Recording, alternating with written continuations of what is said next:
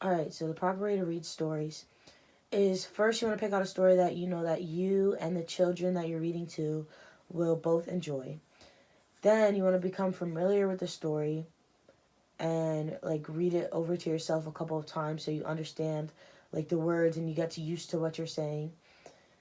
And then you should show the book cover to the children to get them involved in the story and get them to want to know more about the story.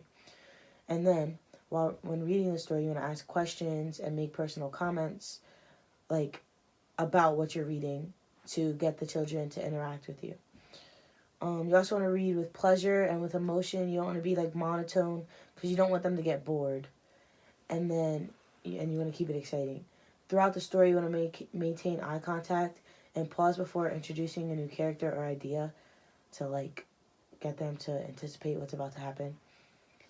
You also want to read at a normal level. You don't want to be like screaming, so that like they don't like it's so that they don't get too excited. And you also don't want to be whispering.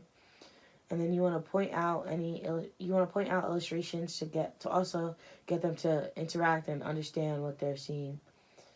And you also want to explain any unfamiliar words to them, like so that they understand what's going on.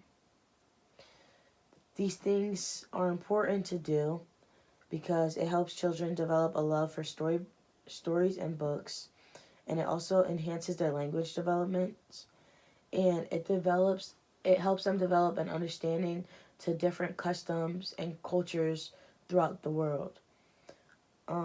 It also helps children understand like the world we're living in today, and like it opens them up to a bunch of new stuff that they wouldn't just pick up.